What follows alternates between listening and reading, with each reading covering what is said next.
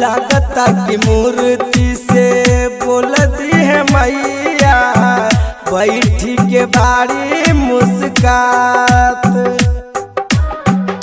मन कर रही माई तोहर चरनिया, बैठ के हम दिन रात। रोहित राइटर लिखले बमाई तोहर गीतिया, बिहारी गौतम गावेल माई तोहर गीतिया। चुनरिया ओढ़ी लागत बाड़ी दुल्हनिया, चुनरिया ओढ़ी लागत बाड़ी दुल्हनिया।